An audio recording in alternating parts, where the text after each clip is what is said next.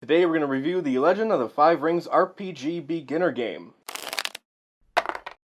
So first of all, if you're familiar with the Star Wars role-playing game by Fantasy Flight Games and their beginner games, Age of Rebellion, Edge of the Empire, etc., this is going to seem pretty familiar. It's going to follow the same basic format. All the pieces are here. We got a set of custom dice, which actually different this time. One set of dice actually feels like a full set of dice, unlike the last time where one set of dice felt like a half set of dice. We also have a whole bunch of character booklets right here, and there's not the screen, that's separate. We got a rule book, adventure book, we got some tokens. Anyway, let's start with, read this first. Why not? So, basically, this is a baby's first role-playing game guide. If you've never RP'd a G before, you're going to want to read this. If you have, you could pretty much throw it away. There's a your story so far paragraph. You might want to read that. Just this part right here. If you've ever played an RPG before, you probably don't really need to read anything else. But you know, this is what a role-playing game is. And then you open it up and it has a little scene.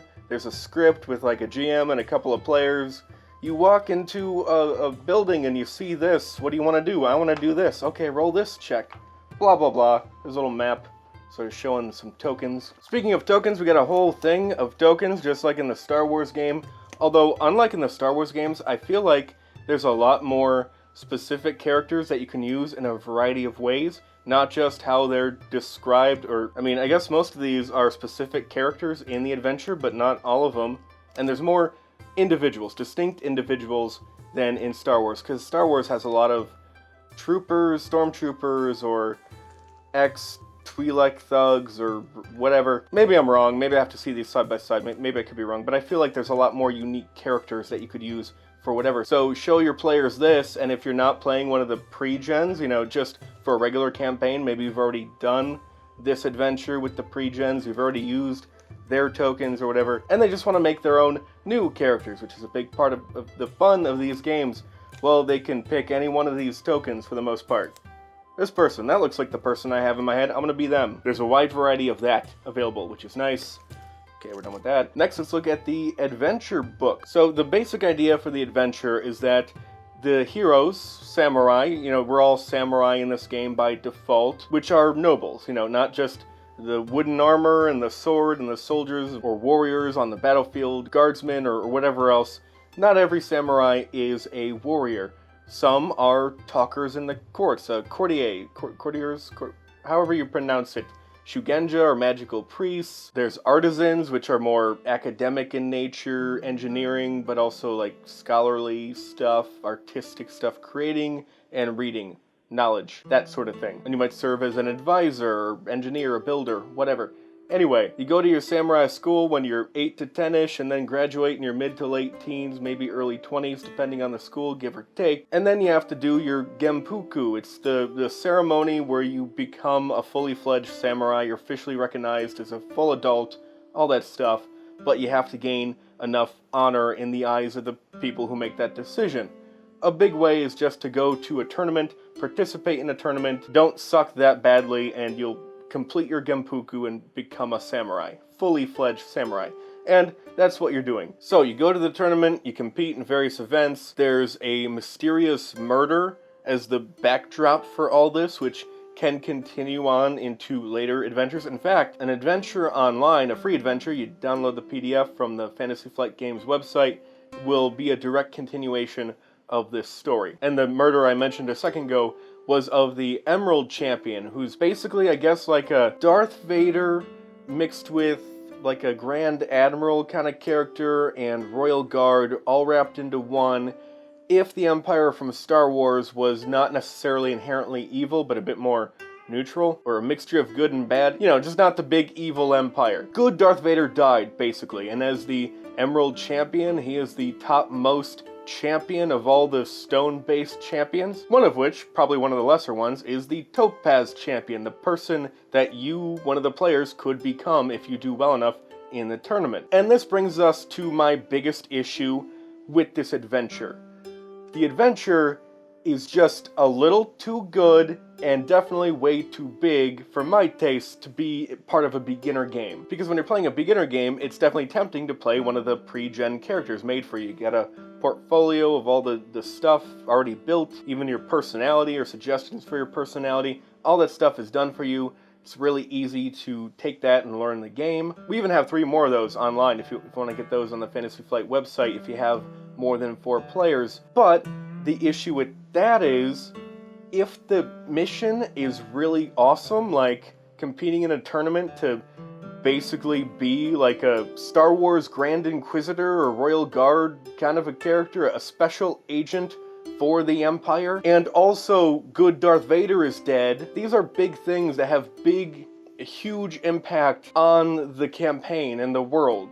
This is huge. This is not the kind of thing I want to waste on experiencing with a character I don't actually care about. It's not even a character, it's a booklet. A booklet I plucked from a cereal box. And that's who I'm going to be playing when I find out Darth Vader is dead and I might become one of the more important people in the entire Empire. That's huge. I don't want to waste that. If I'm a player going into this, I want to make my own character and have the great big impact of the world of participating in the Topaz Championship and unearthing the murder of good Darth Vader. This is too huge to put into a beginner game. In Star Wars, I think they got it right there. You know, in Edge of the Empire, there was a Hutt, you were working for him, he was a dick, and then you leave. That's it. That's the adventure. He's a dick, you leave. Age of Rebellion, there's a base, you take over the base. It's an important base, it could help the larger war effort, but, you know, there's plenty of bases out there that would be important to taking for the sake of the war effort. It's big, but it's not Darth Vader was assassinated, and also you might become a Royal Guardsman / Grand Inquisitor. Big. So I feel like pre-generated characters are kind of wasted on this adventure. You know what, to be honest, I kind of want to, if I were GMing this, just make up my own content. Like, kill 10 sewer rats level of crappy content, just so they get used to the game, and that will be the beginner game. Throw away the booklets, throw those in the trash, or put them on the shelf. Maybe the shelf, they actually look really nice. And then we start the real campaign with this adventure or some other similar adventure, use this later on, with the characters you actually care about. Another route you could go is, well, just never ever use the booklet characters. Just don't use them. We never used the pre-mades for the other 2 beginner games. We just took those adventures, put them into our campaign. Another way to go lies in the fact that the Topaz Championship is annual, so you could just sort of do this twice with some slight modifications. Start off with it with these characters, and then it's like a prequel that you get special access to, and then this person became the Topaz Champion. Remember that? And like 6 months into your campaign, the Topaz Championship happens again. The year came around, and now you're doing the Topaz Championship again, eventually facing this person in the final duel. That's only if incorporating this adventure into your campaign is important to you, which to me it is, because it's pretty good. My other big complaint with this adventure, aside from the fact that it's just too damn intriguing, is the tournament itself. I'm not really sure how to describe it and narrate it in a way that's satisfying without just kind of plowing through it, because there are so many events over the course of several days, but each one is basically just a big competitive check for all the players. There is a really cool kind of element to it, to where the more you understand the game and how it works, the players can actually get an edge. In a way, it's sort of quizzing them on how the game works and forces learning a central aspect to the game. You'll see it. When you get there, you'll see it. It's pretty cool. Very obvious at first, but later on it gets more interesting. Actually, I shouldn't say it's obvious at first, because you know how players are. They are always simultaneously way smarter than you thought they would be, and also way dumber than you thought they would be. So maybe it's not going to be obvious how to do the thing in the tournament that I'm describing. Maybe not. I don't know. Anyway, you don't really get a lot to work with to describe it in detail, and I'm not sure how worth it is to spend too much time describing it. There's a lot going on. Try to cut it down to a little montage of, I don't know. I've thought about different ways to approach narrating the tournament, ran through scenarios in my head. I'm never satisfied with any of them. I don't imagine I would enjoy doing that, especially with a larger group, narrating that section, that bit of the actual tournament itself. But anyway, my biggest complaint overall is that it's too intriguing for a beginner game. They should have put out something worse for the beginner game. That's my biggest complaint with this. Overall, there's a wide variety for a wide variety of players. Even if you're not playing the pre-mades, you're playing your own, everyone's going to have something cool to do, a different place to really shine. I don't want to get too much into all the different things you could do and stuff that can happen in this adventure, but there's a fair amount of variety, and the way it slowly parses out the cultural aspects of Rokugan and being a samurai, I think is a really great way to acclimatize people to it. Now, that adventure itself is a tutorial for the game. Step by step, it slowly brings you into the rules of the game. But also, as the GM, you're going to want to read this thing, the rule book. There's a extended rule book that it comes with that will give you a lot more insight into how the game plays in general.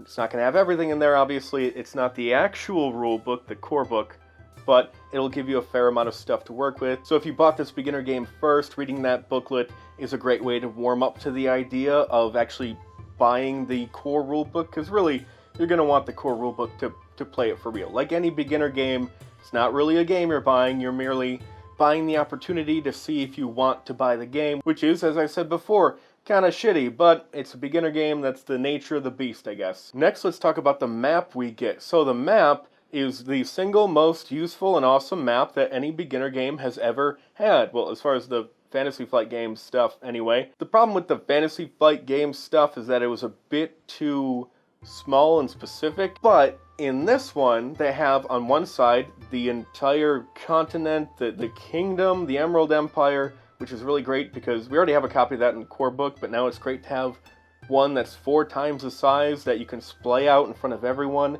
and point and see where everything is in relation to each other. That's really convenient and awesome.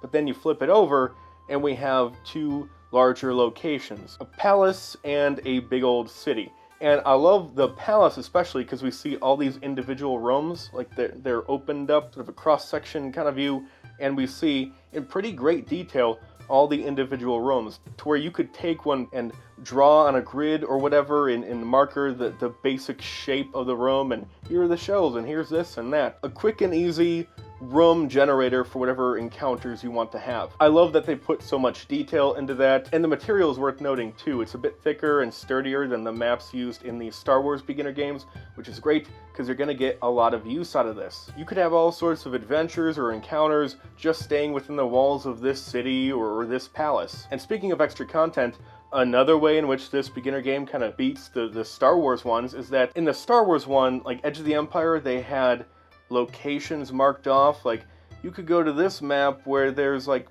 Bantha petting zoo or something, or this person runs this shop and they kind of have this personality. No real content, but just here are some locations, maybe you can work with it. Here they have more in-depth encounter and adventure hooks listed out for you. So you have a bit more to work with to add your own content and to continue your adventures in these locations. And finally, what I like best about this beginner game, it's just beautiful to look at.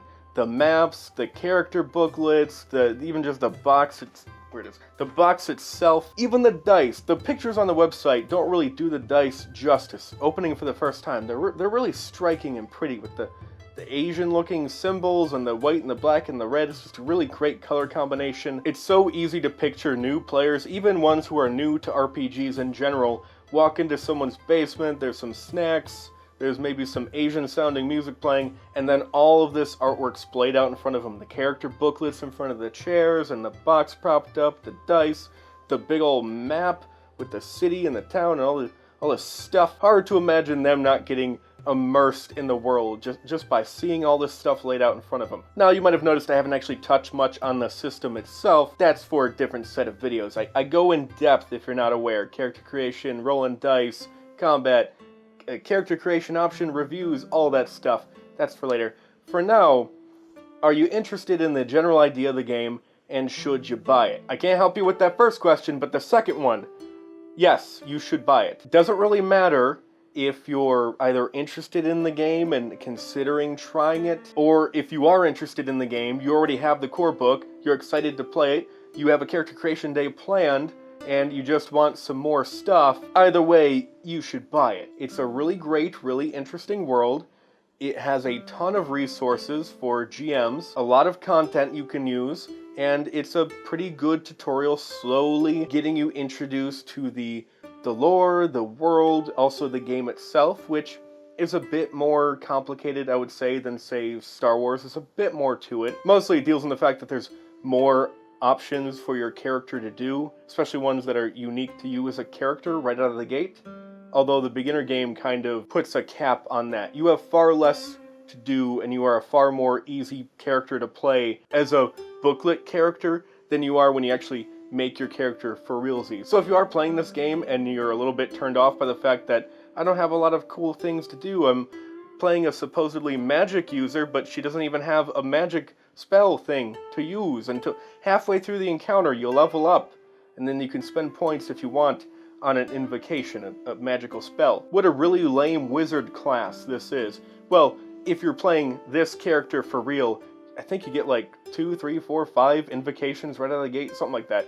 You get a few. You get a lot of stuff to do with these characters, and it's a bit more complicated than, say, the Star Wars RPG, and it doesn't really matter what kind of character you're playing. They all have a fair amount to do compared to some of the other RPGs I cover right out of the gate after a character is created. And so the game helps you ease into that a bit. So if you have players who are new to RPGs, it's really going to be helpful for them. And as I said, a ton of content for you to use if you want to continue on into a real campaign lasting weeks or months or whatever it is you do at your table. Or if you just want a big resource box with tokens, more dice, and a bunch of adventure hooks, a really cool adventure that can have a big impact on your campaign, which has a free continuation online. This is a really great product for any kind of GM looking to play this game to any extent. And if you do decide this product is right for you, well, you can go to the link in the description below through my Amazon store and get it there. And whatever else, Legend of the Five Rings, or whatever else looks good to you, you can get it. Doesn't really help you at all, but it helps the channel. I get some money, get a little commission from the sales there, and any money I get basically just goes right back into this crap. So I can get more stuff to talk about. You can find the best product for you.